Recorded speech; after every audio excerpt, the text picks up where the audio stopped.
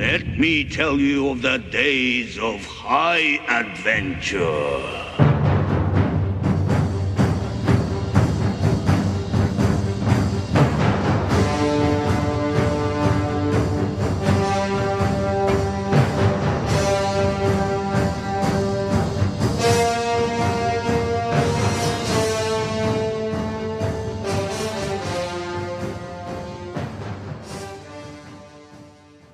Hey there nation, welcome to the show where we help you to play miniatures wargaming on a budget.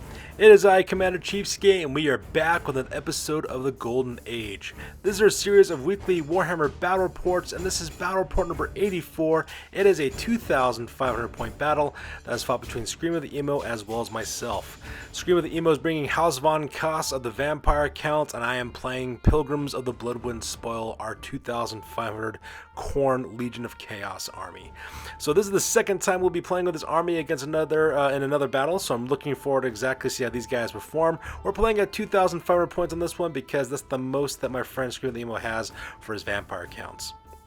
So with that being said, ladies and gentlemen, we're going to play some background music real quick. If you want to see exactly what each of the armies is bringing for this one, go ahead and pause and take a look at your own leisure. So with that being said, let's get this battle report on a roll. Khorne, I've never prayed you before. I have no tongue for it. No one, not even you, will remember if we were good men or bad, why we fought or why we died. No. All that matters is that two stood against many. That's what's important. Power pleases you, Khorne. So grant me one request. Grant me revenge. And if you do not listen, then to hell with you. Ladies and gentlemen, boys and girls, dying times here. Alright, so the scenario one for this one is Battleline. It is the most typical game of Warhammer we play on this channel with standard deployment as well as standard victory conditions. So with the scenario rules over, let's go and talk about the battle plan real quick. So here's an overhead shot of the entirety of the battlefield. As you can see, we're playing on a 4x6 table. My friend Scream of the Emo is deployed on the far side of the table, and I'm deployed on the near side of the table. And pretty much the battle plan is just to do what Khorne armies do best, just to cross the battlefield as quick as I can, take it to my opponents, and fight out with them in close combat. As you can see, Scream of the Emo is pretty much just kind of bottled up over there in the far right-hand corner, protecting his far right-hand flank and only allowing one real access in order to attack him. The hard part about fighting this undead army is that it is undead, so I won't be able to rely on break tests in order to make these guys fall. So usually when you're playing a Khorne army, the idea is to fight your opponent, cause a break test for them to fail, then of course you overrun, pursue, and destroy them. That's not going to be an option too much on this one just because I'm fighting against undead for the most part. So pretty much what I'm going to try to do is try to capture his guys and then challenges if I can, kill his necromancers as well as kill his general, and by doing that I can possibly put a crumble check on this entire army and just kind of defeat them by attrition. That's pretty much what I'm kind of get going with on this one. It's not ideal for a Khorne army to do that, and that's because they're not really designed for withstanding a lot of punishment. They're more for like dishing out punishment. They're really not meant for taking it, so I'm going to see how that kind of balances out as well. And that's pretty much the plan I'm kind of going on for this one. Alright, so that being over with, go directly to deployment for the Pilgrims of the Bloodwind Spoil. So first of all, on the left-hand side, that is the Scions of the Destroyer. It is you have 8 Chaos Knights of Khorne. They have Musician as well as Standard Bearer. They're packing a Sorcerer Weapon Shield as well as Chaos Armor. They're riding Barded Chaos Steeds, and they have the Banner of Rage, so they can never lose their Frenzy. Leading this unit as well as Arbal the Destroyer. He's an Exalted Hero of Khorne. He's got Chaos Armor as well as a Shield. He's mounted on a Barded Canonic Mount. He's got the Sword of Might, giving him 6 up Strength. He's also got the Helm of Any Eyes. It does give him Stupidity, but since he has Frenzy though, doesn't have to worry about it, and he gets Always Strike First, which is just all kinds of win for this unit. On the right hand side, that is a unit known as the Flayers of the 8 Points. It is a unit of 23 Bloodletters of Khorne. They have Musician as well as a Standard Bearer in that unit. Also leading that unit is the Skinner Sanguine. He is the Herald of Khorne. He's also my army's Battle Standard Bearer. He's got the Greater Locus of Fury, so that way that unit of Bloodletters also has Frenzy as well. And that pretty much makes it my left hand deployment on this one. So in the center of the battlefield is where most of my units are located. Up in the front I have the Flesh Terrors, which are unit of 5 Flesh Hounds of Khorne. I decided not to put ambush on these guys because I wanted to use them as kind of like a line blocker for my marksmen, and so that's the reason why they're right there. Next to him on the right hand side is the Ragged Knight, my Demon Prince of Khorne. He is my general. He's got Chaos Armor as well as Demonic Flight. He's got the Sword of Swift Slaying, giving him always strike first. He's got Acid Eye Course, that way he can stick it to you when you wound him. He's got Flaming Breath for obvious reasons. He's got Poisonous Slime, so that way he got poisonous attacks, and he's also got Scale Skin for a 1-up armor save. And then of course right behind them is the Marked Men. It is a huge unit of 30 Chaos Warriors of Khorne with full command. They got great weapons as well as Chaos Armor. They're also packing the Banner of Swiftness, that way they can keep up with the Bloodletters in this army. And that pretty much makes up my deployment here in the center of the battlefield. And finally, all by himself is Karanak, my special character. He's got the brass collar, or Bloody Vengeance, and his mark on this one is to go after Gauntfield of Carrion Crows, the level 4 Necromancer in the Undead Army. And that pretty much makes my deployment for this one. He's off to the side because he's also an ambusher. Alright, so let's go and talk about House von Koss. Over on the left-hand side, that is the Ravenous. It is a unit of 6 Crypt Horrors. Right next to them on the right-hand side, that is the Calliope of Chaos, a Mortis engine with a Blasphemous Tome. Right in front of them on the left-hand side, that is a unit of 49 Crypt Ghouls with a Crypt Gas called the Balefire Carnival. And leading that unit is Marduk von Koss, the Baron of Drakenfels. He is a Strigoi Ghoul King. He's also the general for this army. He's level 1 Lore of Vampires. He's got the Gaze and the Gash spell. He's got the Scab Scrath as a magic weapon, as well as a Dragonbane Gem for 2-up ward saves against flaming attacks. He's also got the Aura of Dark Majesty, as well as Curse and Revenant for +1 wound and -1 enemy leadership, and that's to help out the Death Streak ability he gets from his sword Scab Scrath. And then right next on the right hand side, that is a unit called the Walking Dead of San Reme. It's a unit of 39 zombies with Standard Bearer as well as a musician. In that unit are 2 Necromancers. In the center, that's Gauntfield of Carrion Crows. He is a Master Necromancer, level 4 Lore of Vampires. He's got the Book of Asher, giving him 1-up for his casting values, and since he's got the Blasphemous Tome from the Mortis engine, gives a 3-up automatic on all of his spells, so pretty dangerous combination there. He's got the Invocation to Heck, Van Hell's Dance Macabre, Hellish Vigor, as well as Rage Dead spells. And then right next on the left-hand side, that is Sinister Jeffrey, the Librarian of Curses. He's a level 2 Necromancer with the Lore of Death. This time he's packing Soul Blight, so that way he gets minus to Strength and Toughness. He's also got Doom and Darkness for minus leadership abilities as well. And that pretty much makes up Scream of the Emo's center deployment. On the far right hand side, he's got Rolling Bones, which is a corpse cart. He's bringing it to give his army buffs for always strike first. And next to them is Volkar, the Beast of Blutwald. It is a Terrorgeist. And finally, vanguarding up forward 12 inches on the left-hand side, that is the Mask of the Red Death. It is a unit of 5 Hex Wraiths. They're armed with great weapons as well as skeletal steeds. And right next to them is the Mask of the Black Death, another unit of 5 Hex Wraiths with great weapons as well as skeletal steeds. And that pretty much makes up the deployment for House von Koss. So with deployment over with, we go directly to the top of turn number 1, and Scream of the Emo and I roll off for initiative to see who will be going first. Alright, so that takes directly to the top of turn number 1 for the Vampire Counts. They managed to get the initiative on this one, and this photo is taken after the movement phase. So as you can see in this photo, for the most part, the most dramatic one that took place is the Hex Race. First of all, the Mask of the Red Death. They marched forward 16 inches, flying through that forest there on the right hand side, cutting right through my Demon Prince as well, putting 2 wounds on the Ragged Knight, using their Spectral Hunter's ability, so that way they can put flaming attacks at strength 5 on them. They just kind of pass right through them, which is all kinds of rough. Did not see that coming. Failed my ward saves pretty bad because I have only a 5 ward save, so that part was extremely painful, I don't mind telling you. Not to mention, it looks like he's lining up the Mask of the Black Death to do exactly the same thing to move across my units. To make matters worse, the Marked Men, which is my Chaos Warriors, don't have any magical attacks in that unit, so if they get bogged down by those Hex Wraiths, it can cause all kinds of problems for me. Now, for the rest of the unit phase, as you can see here, pretty much he just marches his army forward. He moves up the Balefire Carnival, as well as the Walking Dead of San Reme, as well as Rolling Bones. He also moves up the Crypt Horrors from the Ravenous to kind of cover behind the back there, behind the Balefire Carnival. He's also got the Calliope of Chaos moved up right between those units to lend some magical support, so all those guys have 6 up to their regen saves. And then he march flies Volkar, the Beast of Blutfall, across the battlefield to the left-hand side there. And that pretty much makes up his deployment on this one. So here's a close-up move phase. As you can see there, the Mask of the Red Death managed to put 2 wounds directly into the Ragged Knight, which is all kinds of sad. Looks like they're getting ready to flank my Marked Men. And then right behind them, we can see the Mask of the Black Death. They're getting ready to swoop in and do another wave of Spectral Hunting, which is all kinds of terrifying. And here's a close-up of the rest of his army, just moving up forward as quickly as he possibly can. Kind of got this kind of semi-circle defensive mode, which is actually kind of interesting to see exactly how that kind of works out for him. So that pretty much makes the move phase for the House von Koss. So with the move phase over, we go directly in the magic phase. And in the magic phase, things did not go according to plan as Marduk von Koss tries to cast the Gaze and the Gash and managed to miscast 2 on that bad boy. Klaatu, Veranda. Unfortunate for him, because using the Blasphemous Tome, the rules state that whenever a miscast takes place, he has to roll twice in the miscast table, and I get to choose which one he gets. I decided to go the 2 on that one. And the worst part about it was when he casts the Gaze and the Gash, you try to get off of my General, the Wagon Knight, to finish him off, and the spell had no effect, which is really horrible. So because of that, he immediately explodes in a nuclear blast of magical, energy. And as you can see in this close-up, kaboom, as this huge 5-inch template of magical energy just rips through the entirety of the Balefire Carnival as well. If I remember correctly, I think 19 Crypt Ghouls got hit by that blast, including Marduk von Koss, which is all kinds of bad for my opponent. In the end, he did manage to lose 11 Crypt Ghouls, as well as put a wound directly onto his General, which is all kinds of bad for him. Great for me, but not so great for my opponent, which is kind of nice because now he's lost 20% combat power with his Crypt Ghouls.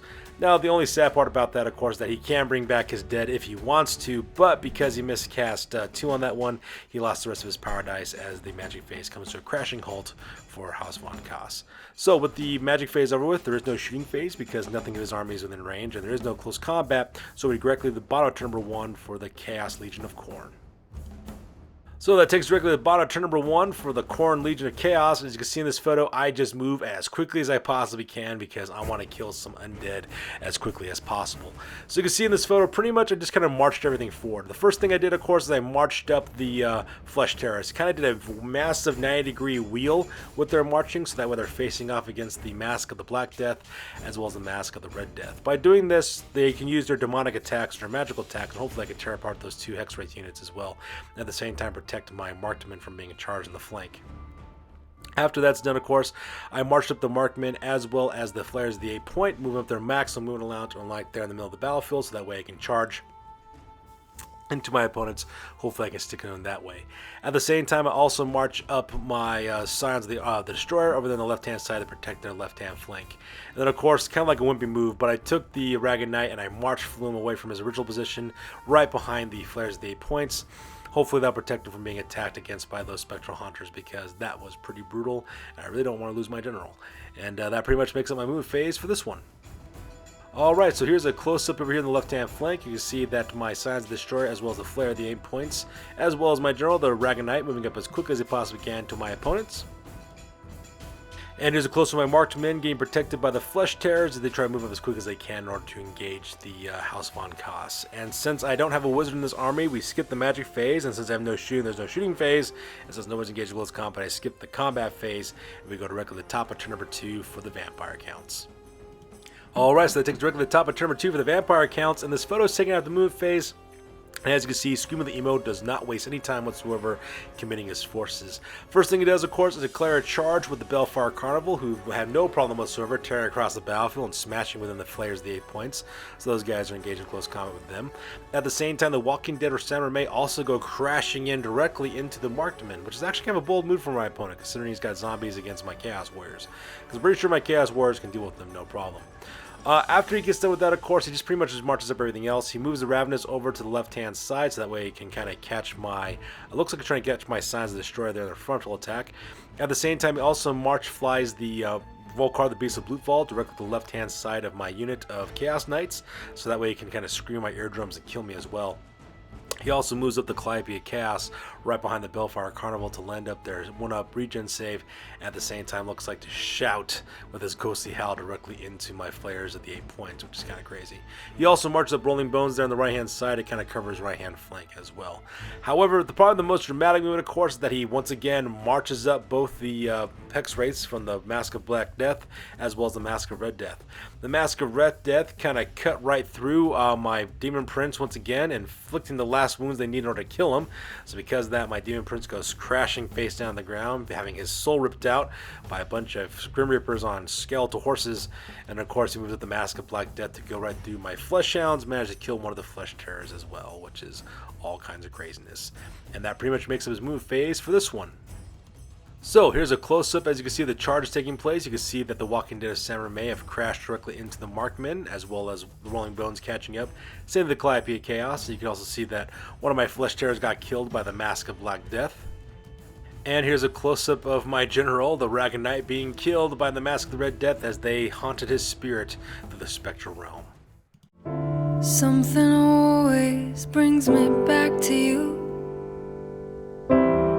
It never takes too long. No matter what I say or do, I still feel you here till the moment I'm gone. And just for the sake of the record, I did not lose my Demon Prince, he was stolen from me. So with my Sorrow baited, we go to the next close-up. As you can see here, the Balefire Carnival charged directly into my Flayers, the 8 points. I'm really excited to see exactly how that combat goes. As you can see, the Ravenous is also kind of skirting around the Balefire Carnival with the Calliope of Chaos slowly in tow right behind them. And of course, here's a close-up of Volkar, the Beast of Bloodfall, getting ready to scream his heart out directly into my Scions of the Destroyer, which is I'm not looking forward to because death streaks are absolutely terrifying. So, with the move phase over with, you go directly to the magic phase for the House von Koss. So my opponent, Scream of the Emo, decides to cast off the boosted version of Van Hell's Dance Macabre, so that way they can get, Hellish Vigor, so that way they can get rerolls for their wounds. And he goes for the boosted version, getting everything in 12 inches of that ability, which is kind of nice for him. Also triggers the Vigor Mortis ability from Rolling Bones, giving everything within 12 inches of it, always strike first. However, in order to get that off, he had a miscast, and he miscast 4 on that bad boy. Klaatu, Verada, which of course caused another massive thermonuclear explosion to break out as the 5-inch template gets blasted off right on top of Gauntfield of Carrion Crows. Actually this time around was not so great. Managed to hit I think 10 of my marked men, which is really rough, as well as I think 15 or 16, maybe 20. I'm not sure how the numbers really worked out, but it was enough to basically cause all kinds of harm between my marked men as well as his Walking Dead of Samurai May. And just like that, a massive magical vortex opened up and started destroying everything. By the time it was all said and done, I managed to kill 18 zombies, and of course Gauntfield of Carrion Crows gets sucked up into the warp as his soul is ravaged by the Chaos Demons that kind of want to teach him a lesson about messing with powers that are not to his kin. At the same time, I also managed to lose 5 marked men as well, which was not so great, but at the same time though, his level 4 Necromancer is dead, which is all kinds of awesome. Plus, it also put a wound on Sinister Jeffrey, his level 2 Necromancer with the Lore of Death, so that is always a good thing as far as I'm concerned. And the reason why that was the case is because when you miscast with the Blasphemous Tome, while using it anyways, you roll twice in the miscast table and I get to choose which result it is, and I always love it when a Necromancer dies. So from there we go directly to the shooting phase. As you can see in this photo, all kinds of patches end up happening. Volkar, the Beast of Bloodfall, decides to screamo rock directly into my Scions of the Destroyer. Managed to kill 6 of my Chaos Knights right off the bat. Just killed them all to that last man. The only thing I got left, I think, are 2. I got 2 Knights as well as my Exalted Hero left, and those are the only guys who managed to survive. All kinds of horribleness just right there. Death Shriek, when it goes off well, it destroys entire units, and that just kind of demonstrates how bad it can possibly get sometimes. So from there, we go directly to the combat phase. As you can see in this photo, the general for my opponent, Marduk von Koss, gets killed. It's all kinds of awesome. So the first thing I do, of course, is I declare a challenge. And the reason why is because he only has 1 character in there who can't go anywhere. So because I decide to accept the challenge with his general, he fights it off against the Sanguine Skinner. And what ended up happening is the Sanguine Skinner managed to hit him with a 6 on his wounds. And the reason why that's important is because that brings up Killing Blow. And of course, if you get a Killing Blow, you kill the guy regardless of the number of wounds that he has. Now, armor saves are totally useless against Killing Blow. He does have a ward save though, but his ward save for the Dragonbane gem only works on a 2-up against flaming attacks, which this unit does not have. So because it has to rely on his regen save, he does not make his regen save, and just like that, his general is killed, which is all kinds of awesome as well. At the same time, managed to kill 7 crypt ghouls, which is kind of cool too. However, even though my enemy general is now dead, the combat was actually to his favor, as you can see in this photo here. Managed to kill, what was it, 9 of my flayers, which is kind of sad. So 9 of my bloodletters just get wiped off the map from these crypt ghouls, because crypt ghouls attacking in mass with poison attacks, it is no joke. So that part was absolutely crazy. So from there, of course, we go directly to turn number 2 for the Khorne Legion of Chaos. And I forgot to mention this in the previous combat phase. My combat between the Walking Dead as Samurai as well as against my marked men went entirely one-sided. I forgot to take a picture of the combat phase. I do apologize for that. Just to let you guys know what happened, I pretty much atomized that unit of Walking Dead. And the reason why is because the number of kills I got off of my normal close combat attacks combined with the combat resolution I had in difference in combat resolution, it wasn't just enough to vaporize the unit. So because of that, my opponent's level 4 Necromancer is no longer around. His level 2 Necromancer is not there anymore, and his general is dead, which means after my turn, my opponent needs to start taking crumble checks on his undead army to see exactly how those guys just kind of wither and died. And since because I destroyed that unit in close combat, they were destroyed. So in the move phase, I declare a charge with my marked men. They go directly into Rolling Bones. I also just started to declare a charge with my Signs of the Destroyer, what's left of them anyways, and they go charge directly into the Balefire Carnival as well. And then of course from my Chaos, my Flesh Hounds from the Flesh Terrors, basically they just turn 180, so that way they can start attacking those Hex Wraiths, because those guys have a nice little charge into my back ranks, and I really don't want that to happen. And that pretty much makes my move phase for this one. So here's a close-up of the Signs of the Destroyer as well as the Flayers of the 8 Points currently engaged in close combat with the Balefire Carnival, and I'm really excited to see exactly how that combat goes. And here's a close-up of the marked men going directly into Rolling Bones, and I know without a doubt that my guys are going to win on that one, because the corpse card is good and all, but it's not that good. Not enough to take on, what is it, 29? No, yeah, no, sorry, 29. 21 Chaos Warriors? No freaking way. And then here's a close-up of the Flesh Terror, turning 180, getting ready to attack the Hex Wraiths as soon as they possibly can. So with the move phase over with, we skip the magic phase, because I don't play that game, and we don't have any shooting elements in my army, and that takes us directly to the combat phase. And the combat phase, needless to say, my marksmen had no problem whatsoever just destroying the corpse cart, Rolling Bones. They just tore it to pieces and just had fun throwing the bodies around, kind of like dodgeballs, before they decided to turn to the 90 degrees to the left-hand side in order to flank the Balefire Carnival if they need to. Meanwhile, combat here in the center of the battlefield just once again shows you how deadly crypt ghouls can be in mass. As you can see in this photo, they only managed to kill 5 of my bloodletters. They also managed to kill my battle standard bearer, so Sanguine, the Sanguine Skinner, he dies. So because of that, that's another juicy 100 points for my opponent for getting my battle standard bearer, which is all kinds of sad. In return, my Flayers of the 8 Points were only able to kill 6 crypt ghouls, which is not that great. At the same time, the Signs of the Destroyer managed to kill 1 crypt ghoul, if you can believe it, and the crypt ghouls managed to kill 2 of my Chaos Knights, if you can believe it as well. So not a really good showing. Needless to say, my Flayers of the 8 Points definitely lost this combat, so they lost their frenzy. However, the only good news, of course, is that my character, my Exalted Hero, no, actually, I take it back. My Exalted Hero does not have frenzy either, because the guy with the battle standard, the standard bearer who had the Banner of Rage also died. So never mind. There is no good news. It's just all kinds of sad because all these guys are destroyed. Now, there is a silver lining to all this. The silver lining is that next turn is my opponent's turn, and since he has no magic casters left on the table, he's got to start taking crumble checks for all of his units, which is hilarious to see whenever that happens for an undead army. And on that note, we go directly to the top of turn number 3 for the vampire counts, and this photo is taken kind of after the move phase, but not really. As you can see here, my opponent had to take crumble checks hardcore to see if his guys survive. Now, in case you're familiar how the instability rules works for undead, what you do is you roll basically 2d6, and you compare the difference between the leadership as well as the 2d6 rolled. For the difference, that's how many guys you end up losing for your unit. So you can see there on the left-hand side, the Volkar, the Beast of Blutval, he failed his leadership test bad, and because of that, he just dies right on the spot. The Ravenous up there on the top lose, I think, 5 wounds in total, so they lose one of the crypt cores as well as put 2 wounds on another one. At the same time, the Mask of Black Death is completely gone. The Mask of Red Death lose 3 Hex Wraiths right there, and at the same time, the Calliope of Chaos I think also earns a couple of wounds as well. So and the Balefire Carnival loses half of its members, so things are not looking very good right now for the undead at this point. And at this point, my opponent, Scream of the Emo, pretty much calls the game because he realizes he will not be able to recomp his losses, and it's another victory for the Legion of Chaos of Khorne.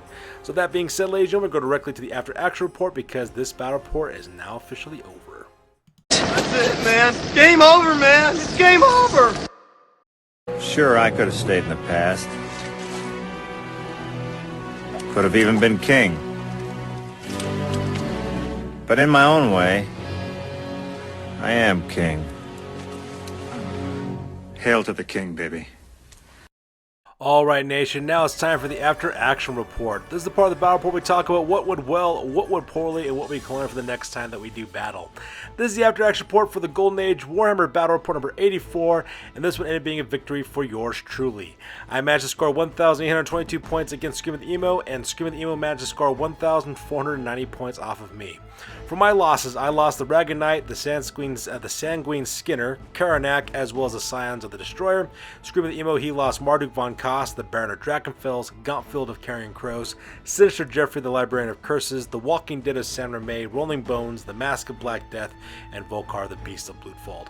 Just to be honest, this battle was way too close for comfort. The Undead really brought their A game on this one, and it really showed how well that Scream of the Emo pretty much used his army for the first power to this. I think I might have to rethink this army less, and the reason why is because I can only do two things in this army, and that is to move and fight. That is it. I have no shooting elements in my army. I also have no magic phase, which means that half of the game I'm doing nothing in, alright? So because of that, that's never a good thing to have when you play Warhammer Fantasy Battle, because shooting and magic is kind of important. So because of that, I have to rethink some of my options and include both shooting elements as well as magic in this army.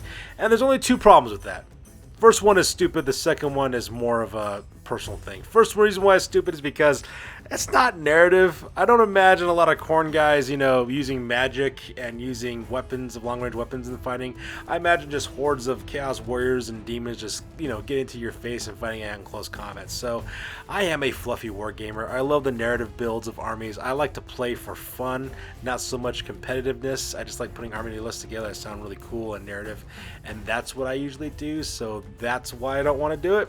And the second reason why I don't want to do it either is because I don't want to spend any money if I don't have to in this army. Spending money on additional miniatures for this army just seems not that great of an option. I mean, I am Commander Cheapskate after all. I'm not major money bags, so I don't really care about, buying things for this army if I don't have to. So I'm going to try to look at what I got and see if I can, scrounge some things and put some things together in order to save some money and at the same time add some options to this army as well, because I really don't want to spend any money if I don't have to. And speaking with this though, when it talks about the rest of the battle report, I did get kind of lucky on this one though. My opponent had some pretty bad miscasts. I managed to pick two of the worst options imaginable for the miscast because of the Blasphemous Tome, and I did manage to kill his level 4 Necromancer, Gauntfield of Carrion Crows, so that part was pretty cool. Also killing his general in a challenge was also a lot of fun as well, because it immediately caused crumble checks because he lost the rest of his army, which is also kind of nice on that one. In the end though, this was still an awesome game against an excellent opponent, and as always, I am looking forward for the rematch. So that's good to do for this one, you guys. As always, please feel free to like, comment, and or subscribe. Your guys' input is invaluable to us as always. Also check us out on Facebook, Instagram, as well as blogger.com for all the latest greatest hobby news related to this channel. That's good to do for this one, you guys. We'll catch you guys next one. Peace out and stay classy.